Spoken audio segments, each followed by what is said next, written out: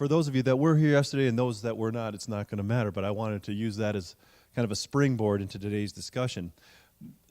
One of the things that kept coming up frequently, even with the first presentation, Paul Maddock, who was really critiquing capitalism as an underlying logic that was self-destructive, that did not have an efficient way of managing an economy in a way that would be positive for the majority of the population. Yeah.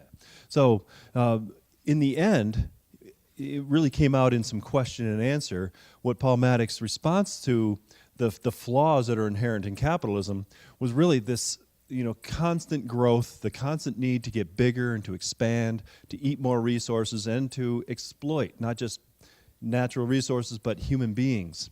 So because of that, he figured out towards the end, at least he explained that what we probably would need to do was to become more small scale. He actually thinks in the long run, if we continue to develop our cities and have more and more people living in urban environments, as we continue to erode our farmlands, there's going to be less possibility of supporting that large population in our city and suburban centers. So he was suggesting that we'll have to perhaps depopulate our cities to a certain extent so that we're not as big. He lives in Brooklyn, so he's thinking that as a reference. But we need to go more small scale. We need to develop small scale communities. We also discussed throughout some of those presentations that when Adam Smith was actually creating his theories on the free market, that he was presuming that we would have community, that people would have a common sense of connection with each other, that employers would not necessarily be so distant from their workers that they didn't care if their workers were exploited, if they were working for slave wages, if they were treated illy, if they didn't have health care, etc. So developing more of a community connection between employers and employees, as well as we've found a disconnect between these producers and consumers, so that our laws of supply and demand no longer really dictate how things are produced. So it was running across many of these presentations that we have. Certainly Randy Cook, who is in the audience today, was referring to putting an emphasis on the raw materials, which also would relate to those people that directly produce things in our communities, in our society, for our markets. It's extremely important to pay attention to those variables if we're going to have an economic system that actually works. As we were listening to Brian Check, who came in, he's taking an environmental economics approach, an ecological approach, and he calls it a steady state approach. We need to start paying attention to our concerns for economic growth and realizing that as we continue to grow, this logic underlying capitalism that says we should have unlimited growth. We should seek growth regardless of any other concerns that we may have, that the best way to improve our economic circumstances is to constantly grow. Well, he was pointing out that every time we do that, we run into these limits. We have a finite planet. We have a limited number of forests, a limited amount of water, a limited, a whole series of resources. Therefore, we need to pay attention to the scale of our economic system so that we don't undermine our natural resources. So putting together all these various themes, one of the things that I would like to address in today's discussion is creating a local economy that would address the themes of all four of our different presenters. At the end, we had Erkut Turkut, whose his summary was saying that we have a disconnect between how our economy is designed, how it grows, and how it works, and the responsibility people feel towards each other. He gave the example that if we were to, knock something off a shelf and break something in a mom and pop store, we feel guilty. We want to pay for it. We have concern for the owners. But if we were in a big box store, like in a Walmart or something like that, if we were to knock something off the shelf, we don't feel the same sense of connection or responsibility. We don't feel sorry for the big, large conglomerate. What we need to have in our society is this closer connection, a sense of responsibility. And in many respects, that would mean we need to know the people that we are doing business with. The only way we're really going to address all of those various themes that were discussed at yesterday's economic symposium, all 4 presenters, the way we would have to do that is to create a smaller scale. We need to create a relationship between our producers and our consumers, our employers and our employees. We need to start thinking about producing things in our local communities and consuming things that are produced in our local areas. And that's today's theme, is really about that. We've got Dale Allred here, who is the owner of Jacob's Cove Heritage Farm, pardon me, and right down across the street, actually, if we take University Parkway to the end here at Geneva Road, he is the large greenhouses on the right-hand side when you're going south towards Provo. And he's been just an incredible advocate for natural food, for local food, for sustainability. And he's really done marvelous things. So I'm very glad. I'm sure he'll be sharing some of his thoughts on not just local production, local consumption, but also the health respects, the things that we oftentimes haven't thought much about. And then Zac Whitmore will be joining us and talking about some of the efforts he's been making to try to rebuild local manufacturing, local production, artisans, crafts people that are producing things for a local market, which means rather than doing things by mass production in foreign countries, we would lose the carbon footprint, we would lose the lack of concern for quality, and in doing so, we could also bring in another generation of apprentices, those people that can learn and grow and develop from there. So that's our theme for today, creating some kind of a local economy. We talked about all the problems yesterday. Now today we want to say, what can we do about it? What are some practical, tangible things that we as citizens can do here in our little towns? So anyway, without taking up any more time, I think that's an adequate introduction for now. We can build on that later. We want to have a presentation of what Zac and Dale have been doing in their efforts. And then we'll have time following so through the 2 o'clock hour to have a discussion. And we really do want to include everyone in the room and in thinking about what we can do, suggesting to each other different ideas, and hopefully asking our experts on their advice, from their experience, from their insight, how we can continue to develop this as a community and building up our community once again. So, Zac, would you care to go first? So I'm here today to talk a little bit about some ideas and efforts that I've been working towards, and actually a group of us have been working towards in Provo. And my comments will be directed towards these ideas and these movements that we've been having and that we've been working towards, but also taking into consideration some of the concerns that arise, or even some of the reasons as why we think the path that we're on is a good one, to help revitalize our local economies, and especially, as Jeff mentioned, this idea of kind of the manual labor aspect of things, or you can call it crafts or tradesmen, or whatever you prefer to call it. Before I get going, right off the bat, I just want to give you guys a few statistics, just a little bit of numbers, something a little boring, and hopefully we can liven it up a little bit.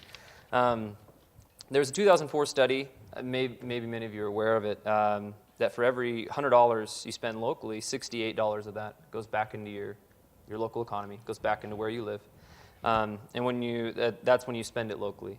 And this is versus if you spend it like a big box store, only about $43 of that makes it back into your local economy. And that doesn't sound like a big difference. It doesn't sound like a humongous step in the wrong direction. But a town that's like the size of Provo is about 125,000 people, That's the difference between $8,500,000 going back into the local economy and $5,375,000 going back into the local economy. Obviously, the higher number being if we spend local, the lower number being if we spend at a big box store. So that makes the difference for every $100 that's spent per 125,000 individuals, that makes a difference of about $3 million. And when you look at a big box store, on average, say just Walmart, we'll pick them, right? They get picked on a lot, so let's pick on them some more. On average, Walmart sees about 3,000 people a day, like a normal Walmart. We'll see about 3,000 people in a day. And so you hit that 125-person mark after only about 40 days. Now, obviously, not every single person going into Walmart over that 40-day period is spending $100, but it doesn't take long to get to that $100 mark. If you're constantly going back, or if you're shopping for a family of 5, which isn't uncommon around here, or whatever the case may be. So we can see that right there, just dollars and cents, putting money into your local economy is 100% worth it, just by the return that you get from it. So as we move past that, the ideas that I have, they're really about bolstering the local economy, but it's also about the personal connection to that economy and to the people within that economy. And we're kind of just going to jump in real quick to what we've been working on, what the ideas are, and then we're going to look at 2 main aspects of it that I think really bring a valid conclusion to why this is the way to go. So what we've been working on in Provo is sort of a central hub for people to come and be able to use, varying tools, to be able to learn varying skills, and to also have sort of a marketplace, sort of an outlet for the things that are being made or being taught there. Right now, we're almost just about to open up actually a bicycle portion of this. Bicycles happen to be another great passion of mine. And so kind of start with what you know and then work from there, I guess, is what we're working with. And with this idea, what we're doing is we're making all the tools you need available to be able to come and work on whatever you may need to work on. But more importantly, and based more towards this local economies idea, we have professionals who are going to come in and who are going to teach courses on, a variety of different things. How to build wheels, how to weld frames, how to tune derailleurs, whatever it may be. And so creating kind of this broader knowledge base amongst people in Provo. So stepping outside of just what we're physically about to do and conceptually what we're looking to do, the idea is that we would give a space for a carpenter to be able to come in and build custom cabinets. So he has a space, he or she has a space, and they can come in, they can build custom cabinets, and they can sell those cabinets right there out of the space. But at the same time, they're able to bring in people, have an apprenticeship program, and they're able to teach, whoever it may be, high school students, or maybe one of you, or whoever it is, who wants to learn the skills of building custom cabinetry.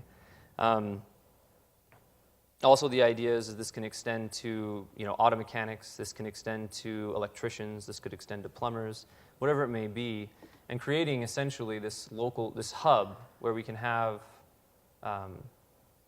this idea of this localized economy. I'll save this other point for a little bit later.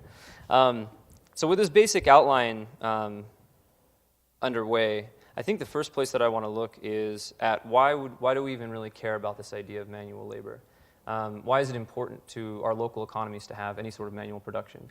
Because we can see companies like New Skin, and this is nothing wrong, I don't have any problems with New Skin, but they do a lot for our local economy, in Provo at least.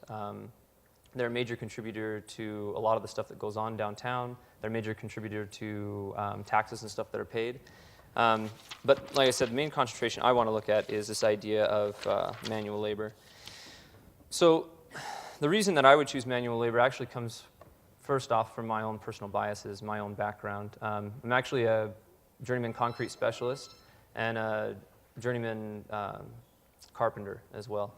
And so I see that there's a lot of value within the manual trades, and it's something that we're really losing. I mean, even here at UVU, we've been known to, as a school that really supports manual trades and has great programs, and over the last couple of years, those programs have been disappearing.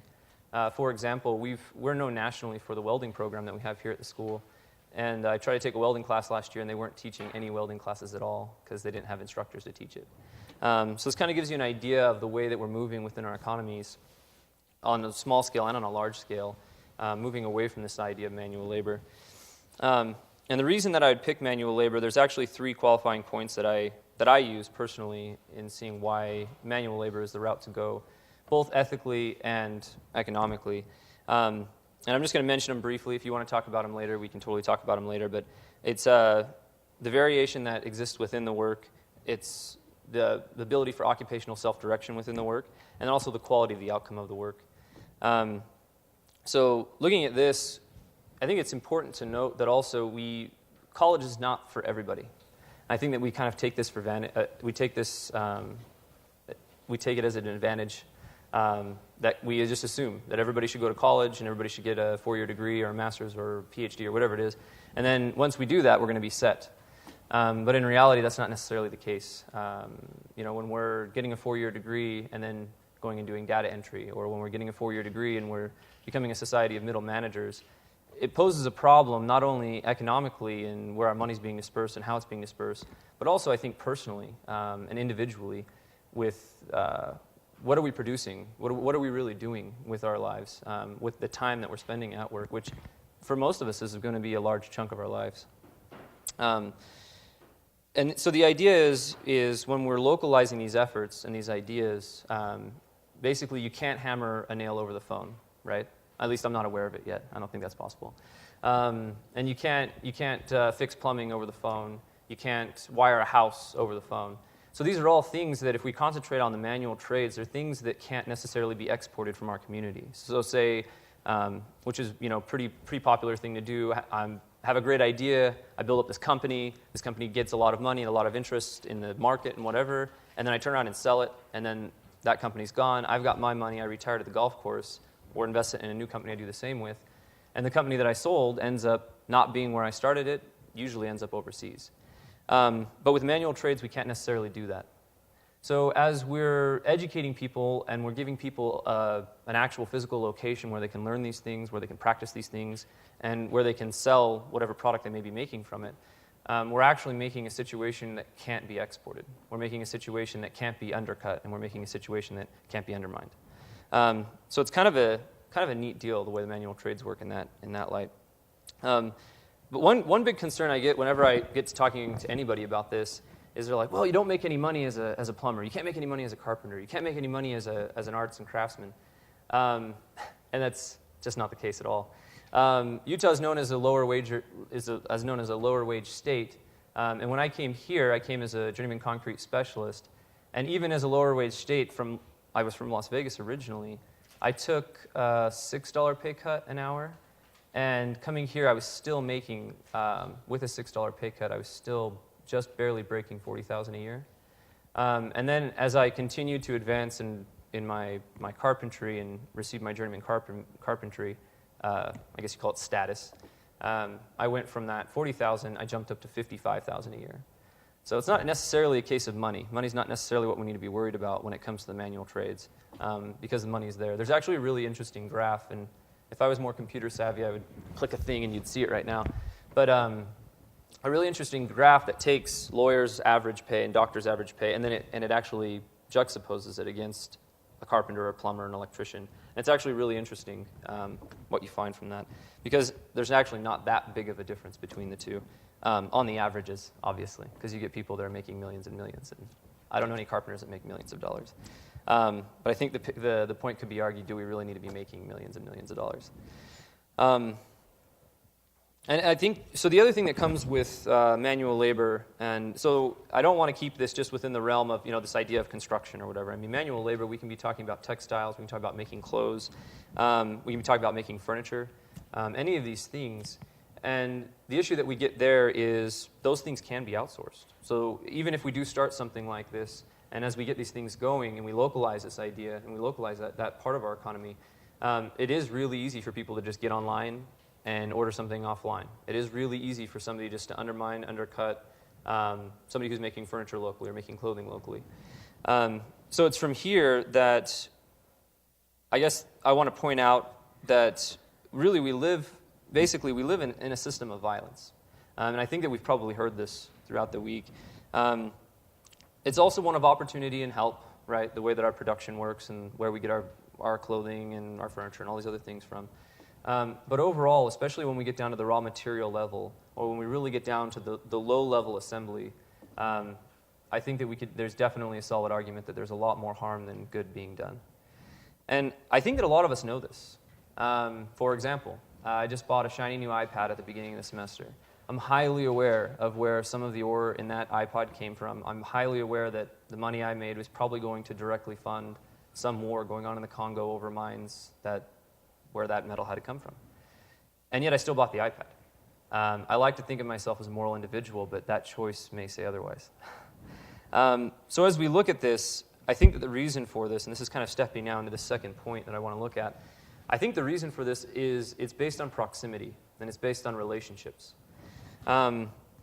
If I were to, buy a product, and I know that there's, some kid in Indonesia whose, fingers are bleeding because he made it, and they're still making him work his 15-hour shift or his 20-hour shift or whatever it may be, that's one thing, right?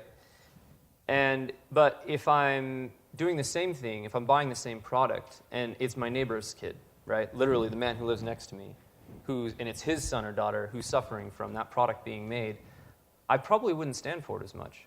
And there's actually been some exact research done on this based on abstraction and distance. And it's kind of interesting. It actually goes kind of in the neurosciences and how we as humans look at how we perceive relationships and how we perceive proximity. And it's actually true, the further steps that we get away from something, the less we're actually able to, I guess the word I'm looking for is like cognize? Is that a word? Let's just call it a word, right? The less you're able to internalize, let's say that. The less you're able to internalize it, and the less you're able to actually feel whatever it may be that you're supposed to feel, whether it's a love or a pain or whatever it is. And even anecdotally, we can see this is true. Some stranger comes off the street and asks you for $500, right? Probably not going to give him $500, right? But a close friend, a brother or a sister, if you're on good terms with them, comes up to you and asks for $500 and you have it, you're probably going to give him $500. Or you're going to try to find a way to help him out in some way or the other, And so even anecdotally, we can see this idea of proximity and relationships working in our lives. So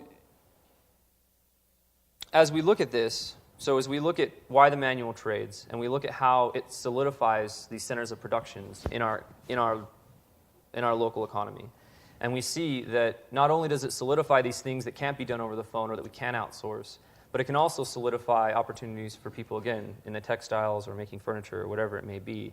Because we probably, especially in Utah Valley, we probably wouldn't be able to make our own computers here. We probably don't have all the things to do that. But when we're talking on this manual level, we can see that as we have these person-to-person relationships, we're much more likely to, A, pay a fair price for fair labor, right? So they're putting in the work, and I'm willing to pay them the money for it. So instead of going to a big box store and buying 15 shirts for 50 cents or, I don't know, whatever they go for, I'm willing to pay $20 for a shirt that was made locally. Maybe even was spun out of something locally that's grown here. And B, I think what it does is it builds that community. It builds that knowledge of who's making what and who's doing what.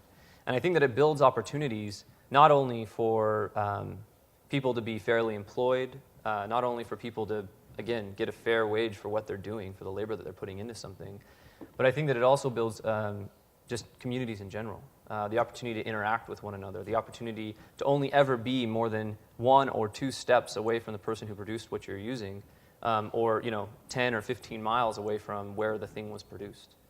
So when we find out that a certain type of pesticide that we're using on our crops, we find out a certain type of pesticide we're using on our crops is killing whatever it may be, or is polluting whatever river it may be, that's going to mean a lot more when it's the Provo River, right? If we want to go tubing down the Provo River, but we can't because there's carcinogenics in it, that doesn't do us any good. And so we're much more likely to speak up against something like that than, let's say, what's happening, back east with the Mississippi draining in the Gulf of Mexico and having giant dead spots. That doesn't affect me as much as the Provo River and Utah Lake does.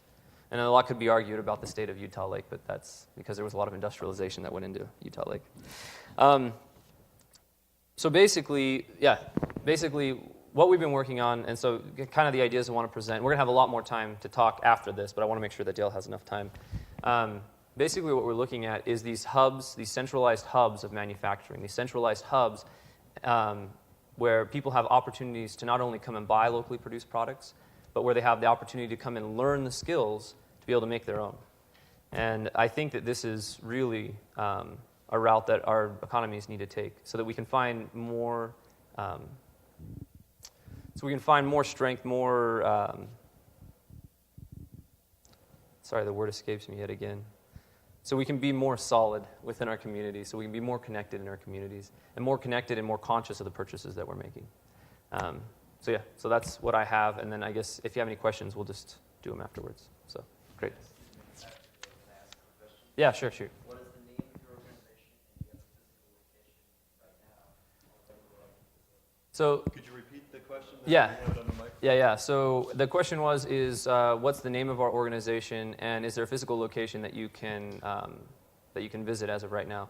There's actually not a name. It's actually just a group of local advocates working together who feel the same way that I do and about this subject. But like I mentioned, there is a bicycle cooperative that's opening that has these same ideas. It should be open in about the next 2 weeks.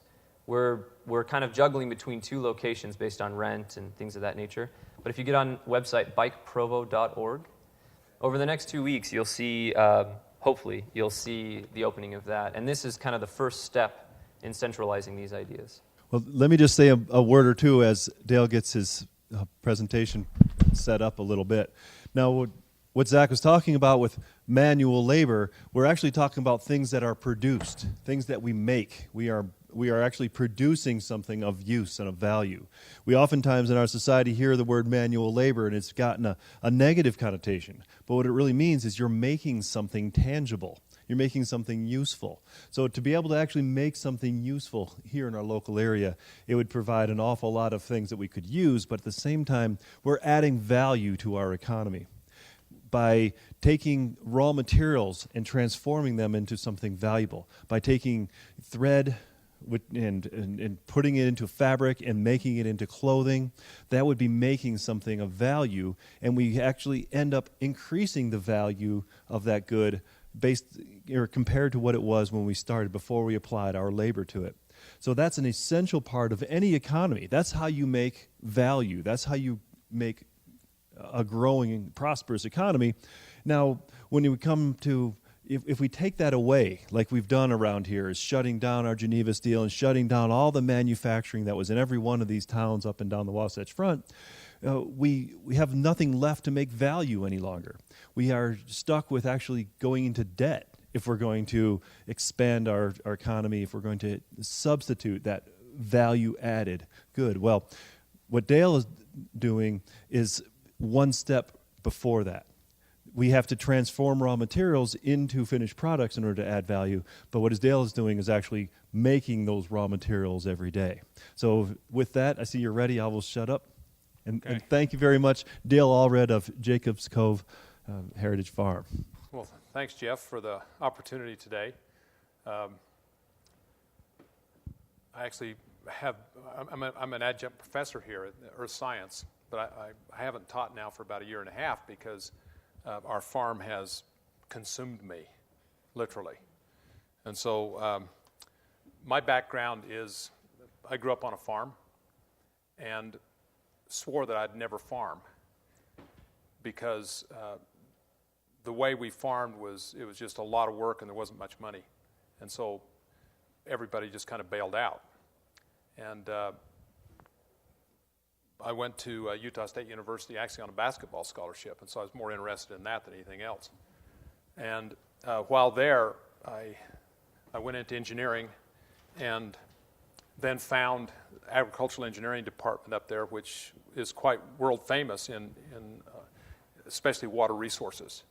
And it kind of grabbed me, and I ended up back, but in a very different way than what I grew up.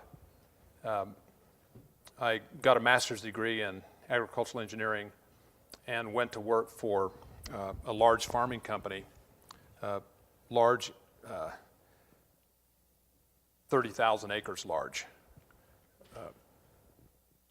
No, this is different. Let's see. I was just going to turn this on. I think it's. There we go. Okay. And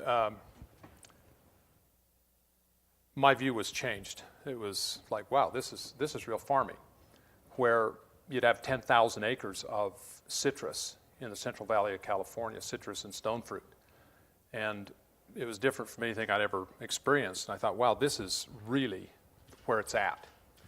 And so I spent about 5 years there, and then the next 25 years in Mexico as a consultant, and was one of those that transferred much of the technology to make the Mexican production what it is today, which essentially it feeds the United States in terms of fruits and vegetables.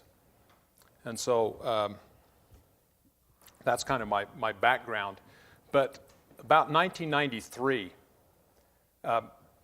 some things started to occur that kind of changed my view on things, having been in corporate agriculture, big-time corporate agriculture, and dealing with some of the largest companies in the world that produce the food and how it's done.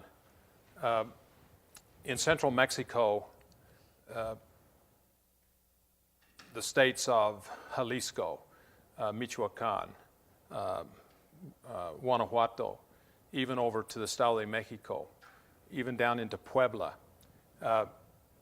In the early to mid-90s, producers of particularly tomatoes, but also some of the other products, started to get some infestations of some viruses that were devastating to the crops and could not be controlled by chemicals, because this whole corporate agriculture is based on chemicals. And I finally realized that we had unbalanced the ecosystem such that it could not even be handled with chemicals. And so a grower could not even grow a field of tomatoes and take it through to production. And that was quite alarming to me. And the solutions were to build greenhouses and then have a controlled environment. And so that's the way it's done today. And so it kind of awoke in me a cause to question. Up to that time, it's like, this is great. I mean, we're going to feed the world. We're going to do all this. And realized maybe this is not sustainable. And as I finally, took that first step, it's kind of like, you apostatize from the norm, and that first step's a big step. And so then you start asking lots of questions and try to figure out, what really is the best way. And as I started doing that, probably the first question that you ask is, if it's not that way, which way is it? And the system kind of went that direction. And there's a lot of reasons for that. And you've been discussing those reasons. And those reasons are still out there.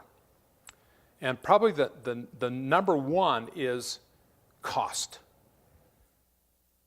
And if people are only looking at cost, then that's the way it's going to be, and it's not going to change. But there are other factors that, as a person educates themselves, realize that there are other factors that go into the equation, especially in agriculture, in your food, because food is a very personal thing. It's, you made the comparison of an iPad. Well, food is much more personal even than an iPad, because you only have so many meals that you're going to take in this life, and what are you going to put into your body? And the old adage that you are what you eat literally is.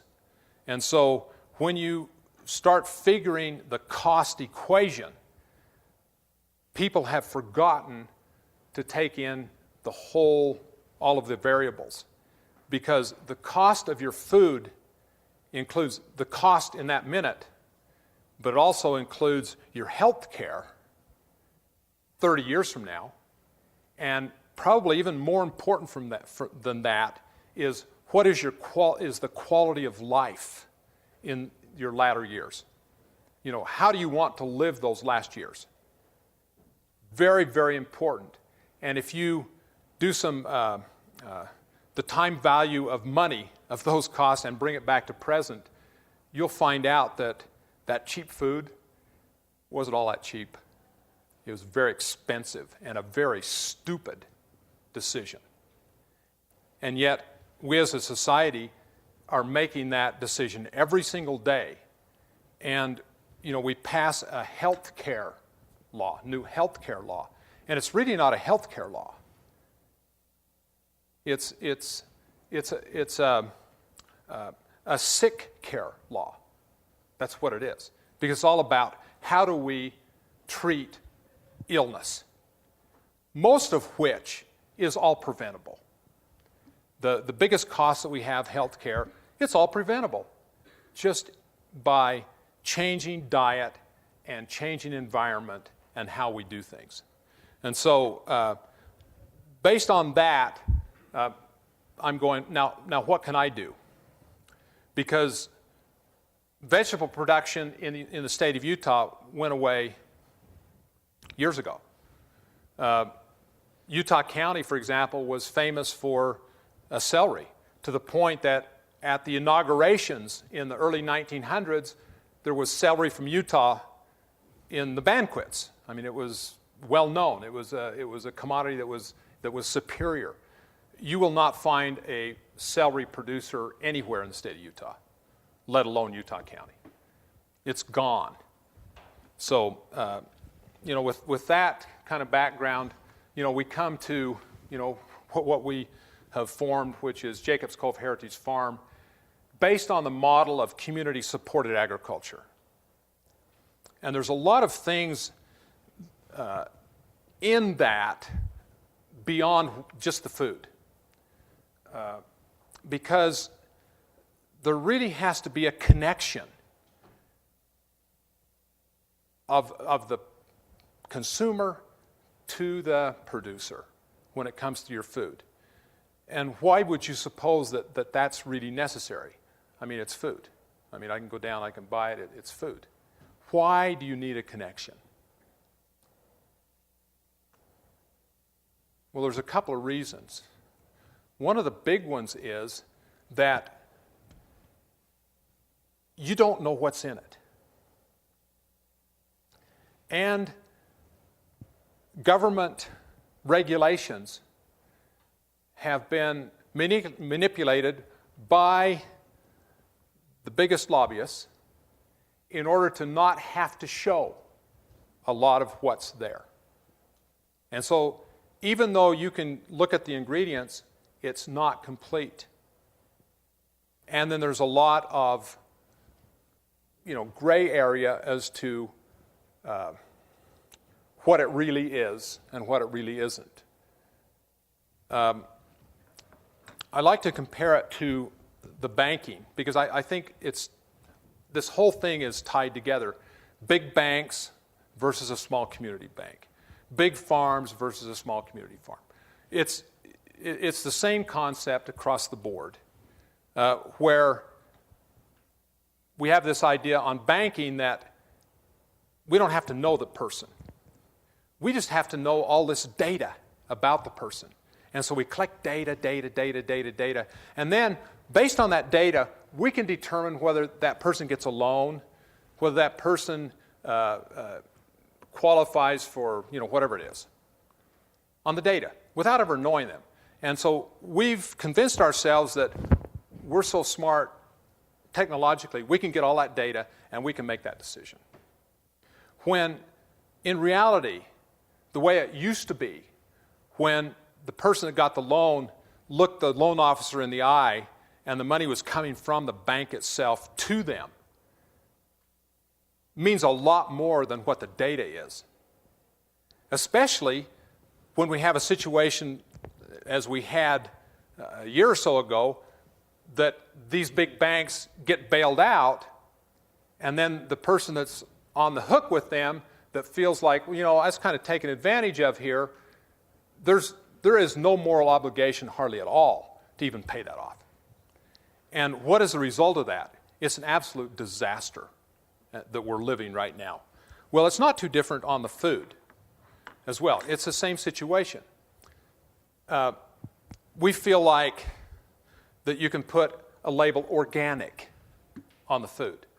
So it's labeled organic. So somebody trots into the store, it's organic. Okay, I'll buy it. What does that actually mean? Well, yeah. What if it says USDA? Would that? That's even better, for sure. Yeah. I don't know if it does. It really doesn't, because that's where the standard is in the USDA. That's where the standard is. But the problem is with it is this, that from the get-go, the standard is not very good. Why? Because it is the least common denominator of the interests of all those involved. And when you have the least common denominator trying to get everybody with a consensus, what kind of a standard do you get? A very bad one. It's the lowest level. It's absolutely the lowest level. So from the get-go, it's at the lowest level. And it is skewed towards the biggest contributors or the biggest lobbyists. And so it's skewed towards that. And so that's where the standard starts. Then the next thing about organic is that now it is pretty much taken over volume-wise. Volume of sales of organic food is corporate. I mean, there are a few, small organic farms, but the vast volume of organic labeled food it's produced by corporation. And you've talked a lot about that already. The problem with a corporation is that what is the only most important thing? The bottom line. That's it. It's the bottom line. And the board, they're paid to make sure that whoever's in the leadership, that the bottom line is it. And so when you translate that into food, what you going to get? You're going to get an effort by the corporation to do the least we can possibly do to get the label. And so it's all about what's the least we can do and still get the label. Now, is that the food that you want to eat? No, it's not. And with us, our whole thing is what's the most we can do to produce vital, which means live, nutritious food. And so for us, it's what's the most we can do. And the organic label is really what's the least we can do. Why in the world would we even want to be associated with that? And we're not. We could be certified organic. I'm not going to be, because I don't want to be associated with that. Because as soon as I say that I am, then my stuff is lumped right in there with the rest of it as soon as you do that. And so that's the deal on organic. And so what does the consumer have left? The only way that you can know is to know the grower. That's the only way. And if that's the only way that you can actually have a safe food production, it means that it has to be what? Local. Unless you want to travel, 500 miles to see what the grower's doing. And so it has to be local. Now, there's another thing that's important about local in terms of food production. And this one thing is the only reason that we're actually able to do this, because all this other is all altruistic. And because it's just altruistic, there's no way that you can survive. And it went away once, it's not going to come back just on altruistic. And it is this, that the quality of the produce cannot be equaled and shipped. And that is the redeeming value of what we have and why we're still around, why we started in the first place. Our main thing are tomatoes. That's kind of, because I love the tomato production and what is involved there, and it's kind of number one. I mean, if there's one vegetable, it's probably tomatoes that someone would pick, but not in the wintertime from Walmart. But, a good tomato. And so as I looked at that, I did work for the biggest tomato growers in the world. I mean, incredible production. These were family farms that just grew and grew and grew and now become very large corporations and now are global, essentially. But no one can compete with Mexico on tomatoes or hardly any other produce. They've got the climate, they've got the labor, they've got the capital, and they've got the technology. Who's going to compete on price? Nobody. So if I'm going to try to grow tomatoes in Utah and have it go through the normal distribution cycle, which is, the grower to the broker to the wholesaler to the food or the store, the chain store. You got all of those levels. If I want to sell my tomatoes in that way and grow them in Utah, forget it. I'm competing with Mexico. I cannot compete with Mexico. The only way I can compete is that Mexico has to pick them at least 10 days green. Have to pick them 10 days green. It's impossible not to, because you pick them like late afternoon into the packing house. They're packed at night into a truck to Nogales, or if they're coming up to Texas to McAllen. You're looking at a day and a half to get to the border. It's a day to get across. You get it in the warehouse on the other side, another day or two to get out to the distributor.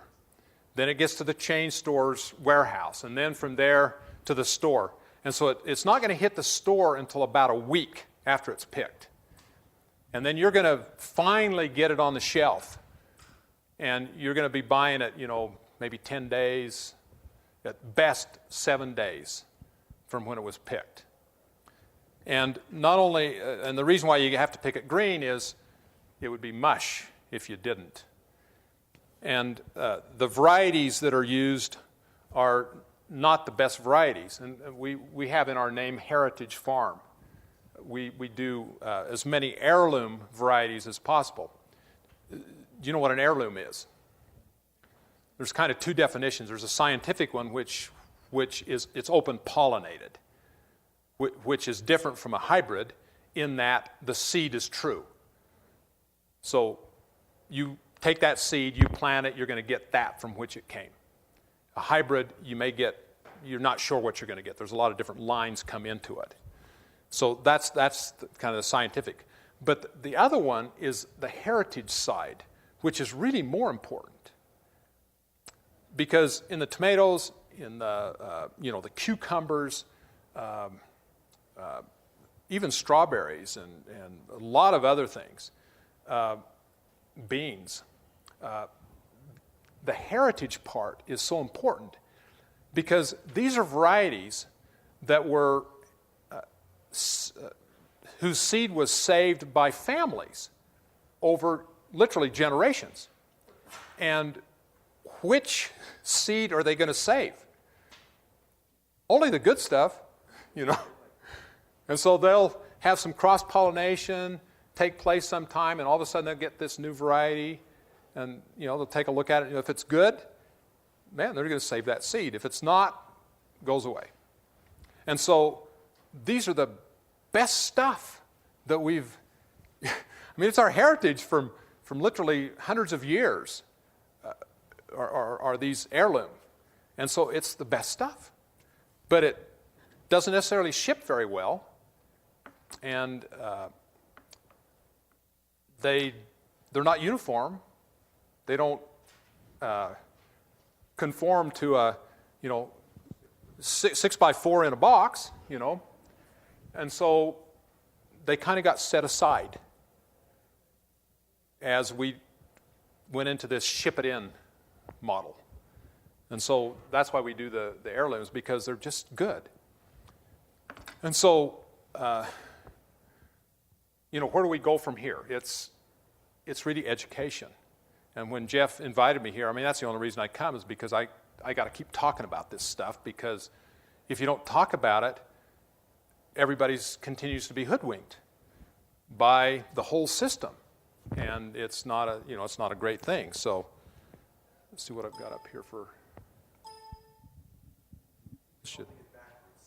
Am I? Yeah, Like this? Let you know that the 2 o'clock hour is a new set of classes. That's why some of the people surely had to get up and leave. There may Okay. be a couple people. Okay. All right. Is this fine with everybody? If we just continue with Dale's presentation, and then we'll have as much a discussion as we can fit into the final hour before 3 o'clock as we can. But Yeah. Okay. I'm anxious to see what you've got. Okay. Just wanted to let you know. Okay. If you So are coming in with- anyway, this is kind of how a CSA works, because a CSA stands for Community Supported Agriculture, because if you don't have that, then we don't exist. If we don't exist, there's not local production year-round, because our model is year-round. Because if you're going to go into farming, like for me to go into this farming, if I don't do it year-round, it absolutely makes no sense. I mean, I'm going to have to be working something else the rest of the year, and you're trying to do this part of the year, and guess what? The technology's there to do it year-round, so let's do it.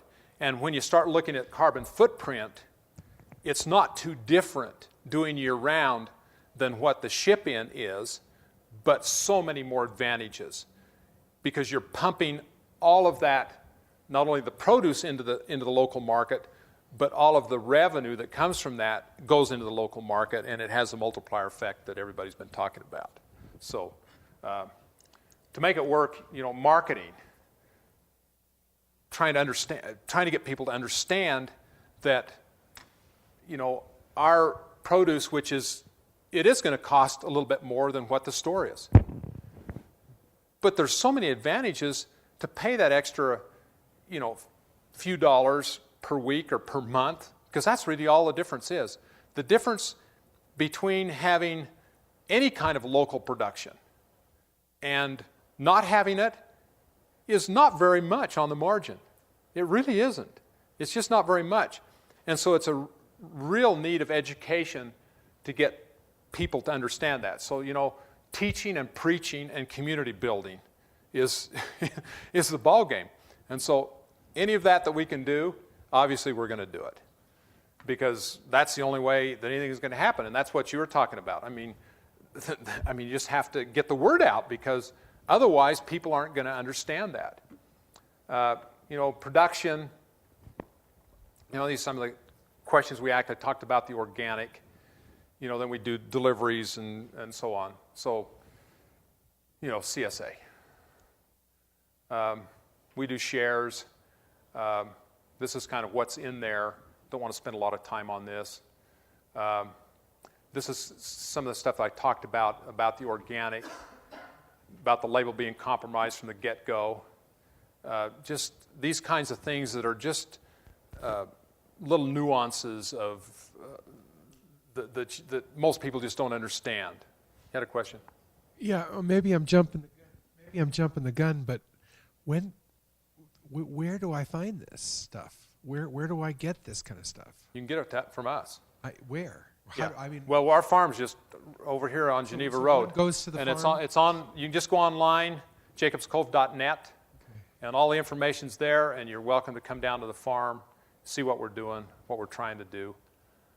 I absolutely think it's a wave of the future, because at some point, as fuel costs increase, we will cross that line to where our costs are not going to be too different from what the store costs are. And then just another question. You talk about all year, so that means you don't produce things when it's not their season, right? Yeah, we go beyond the season, yes. You do go beyond the season. Yeah, so we'd do the tomatoes all year. Oh God. We do the tomatoes all year.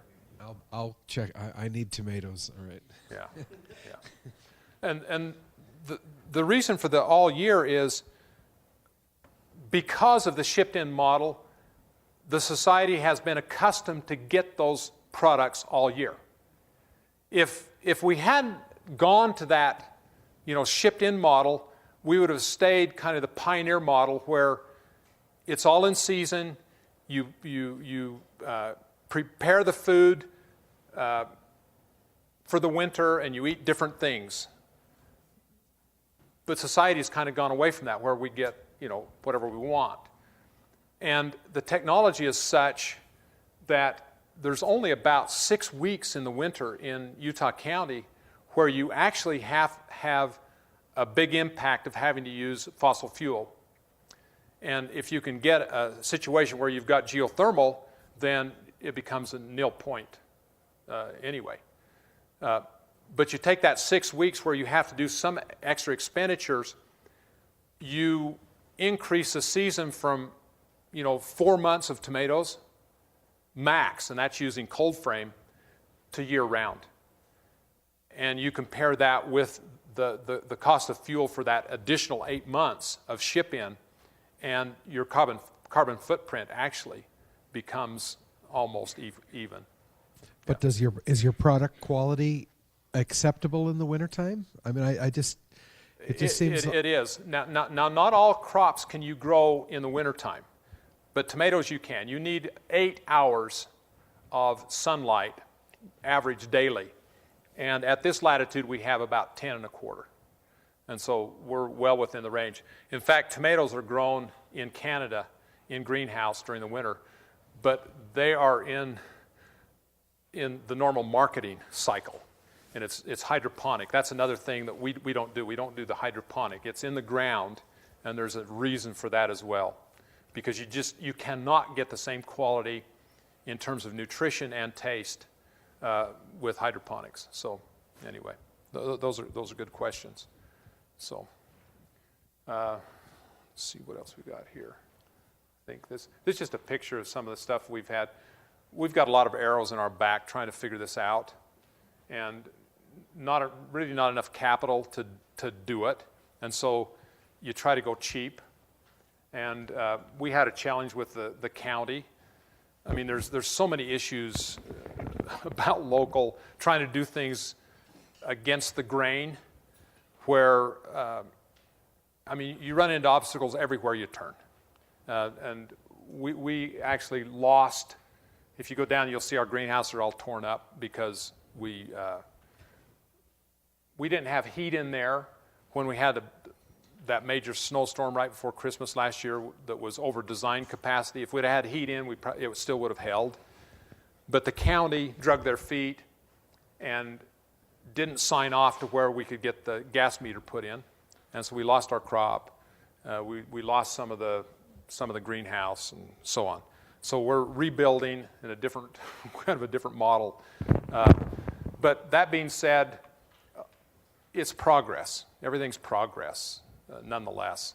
And so our new design, which we're getting all the components together, we're trying to get it up before we freeze, what's left of inside.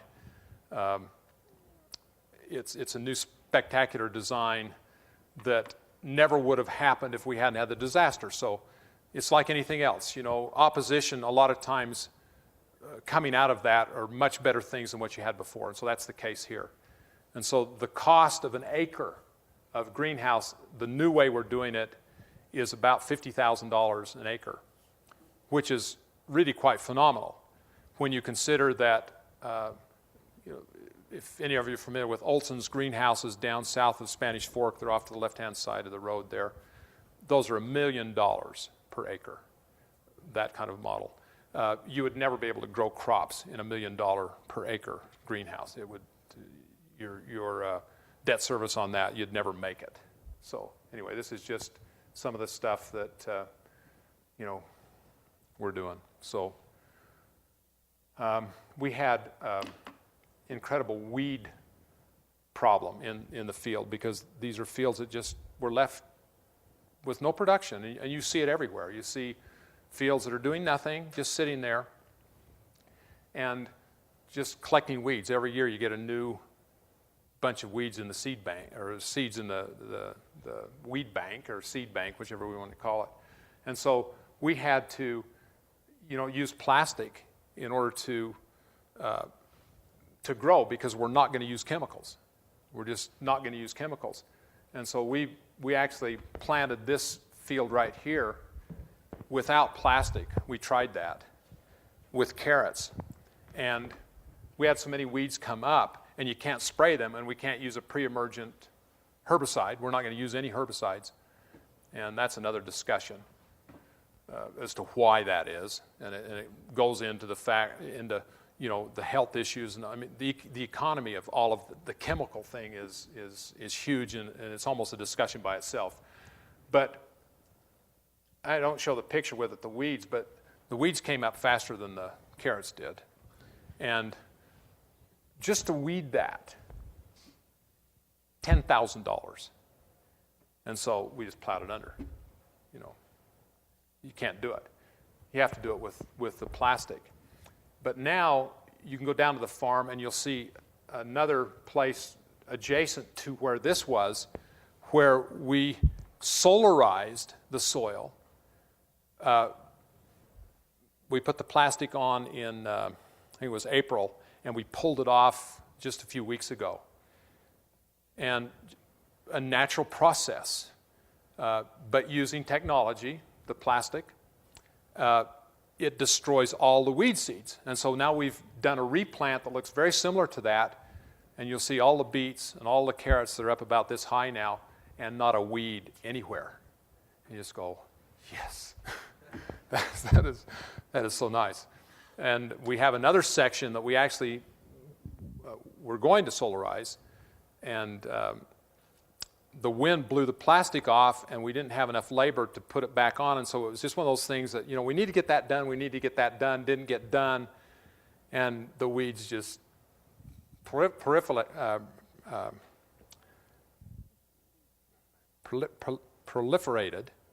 and just such a contrast. And so you go down to the farm, you can see that. And I think I'll kind of leave it right there, Jeff, and then we can get questions.